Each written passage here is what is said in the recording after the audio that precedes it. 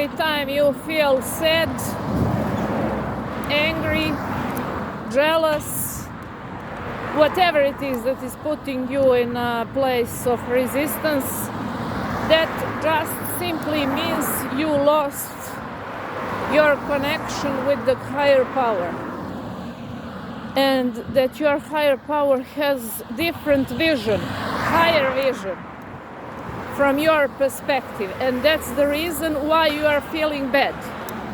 So why you are feeling bad? Because what you're thinking isn't true. As this earth is spinning, as your heart is pumping, that's how thoughts are constantly running their own race. That doesn't mean that you should engage in your thoughts, especially if they are unpleasant. So there's a great quote that says that people who love themselves take extreme care about their thought patterns, aka they are choosing what they are thinking. So if we must think, let us all be blessed with better feeling thoughts. What's interesting about me is that I never could pay attention in school, in early childhood. Later on, I found out that I was one of those people who have ADHD. But nevertheless, the interesting thing about me and the reason why I personally think I was blessed with this discovery of how the mind works is that I most of the time had no thoughts. So at first it was a coping mechanism and the way that I dealt with my negative thoughts, limited beliefs, mental blockages and all that BS was to simply ignore it. And back then I was ashamed and I thought that something's wrong with me because I come from a family of warriors, people who worry too much. And in order for me to literally stay alive, I had to find a way to numb worries. Even in the moments of literally struggle and fight for my life, in order to stay sane, I had to ignore even the fact that I am facing my own death. So I was thinking, like, you know what? If it is now my time to go, let my final moments and seconds be pleasurable. Let me go with style. Let me go like OG. I didn't want it to leave this world behind like a little soul that is crying and begging and someone whose exit is exit with sorrow and guilt and feeling sorry for myself. That, with my personality, that wasn't the option. And that's, I think, the reward afterwards for my will and for the need to explore more about how things work. Because let's say yesterday I watched one of my favorite teachers here, David Bayer, and he says that the best thing when you don't know what to do is to do nothing. To literally ignore all your so-called problems. Because they're not even your problems. They are just stepping stones to higher version of you, to your greatest potential. And man, what relief was that, because I am witnessing for 4 years now after first near-death experiences that my perception about my ignorance about the things that I was seeing as things that I simply have no capacity to overcome were the best thing and the best gift that I could give to myself, because I think that I would literally die if I didn't do so. There's one great poem that says, "And when your final moments come, be like a soldier who is singing his song on returning back to his home," something like that.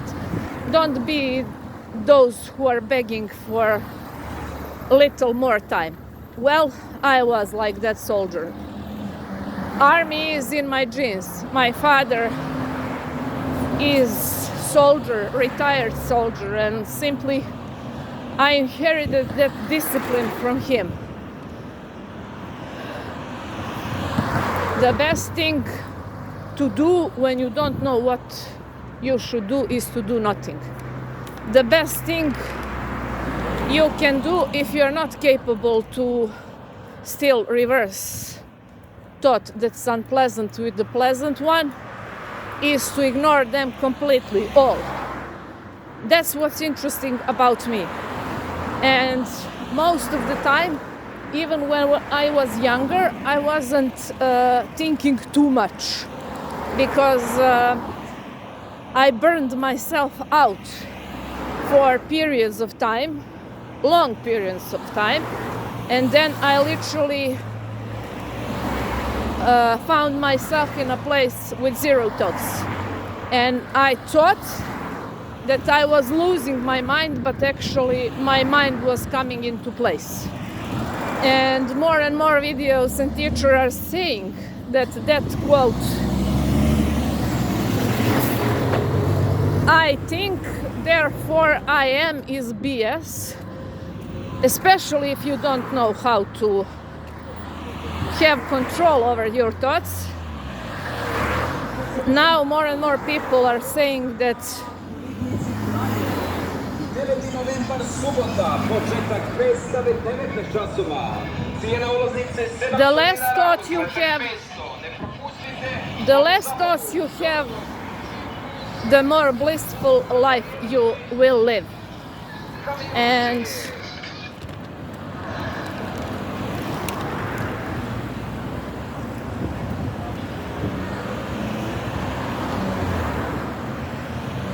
especially when you know that thoughts become things. So if you're witnessing unpleasant things in your life, they're nothing more than your manifestation of your previous thoughts. Good news is that in any given moment, you can switch them. I remember, man, for me personally, the hardest was mornings. And people are now saying that every morning is like a little death. Because as soon as you open your eyes, everything that was ever causing you any kind of disturbance immediately rushes over you and washes over you like waves on the beach that are washing over sandy beaches. Now what I do is I put one of my now favorite meditations is David Bayer's morning meditation, where he literally guides you through the path of least resistance. Because as he says, and that's right, and I've experienced that earlier in my life, what's interesting about desires, if you didn't master the business of creation, is that as soon as your desire pops up, all the reasons why that should not or cannot be also pops up. And that's, as I said, like you are driving with gas and brake at the same time. It's impossible, and it's insane way to live your life. And that's why people go in all kinds of addictions and numbing themselves and whatnot, only to escape from the present moment. But you know what? As long as you don't make peace with the present moment and be comfortable with you just as you are, nothing will ever change. All the blessings are installed in your marriage with present moment. When you're present in this moment, immediately every moment that comes after this moment is more fulfilling and better than you could even imagine. But unfortunately, most of the people of collective consciousness are living insane way of life, and that's doing whatever they can only to escape the now. Don't run away from the only place where all the blessings and kingdom of heaven are. That's the now. And stop searching for the answers that you need on all wrong places, from all wrong people who unfortunately, and sorry to say that, are as lost as you are and even more confused. Know thyself.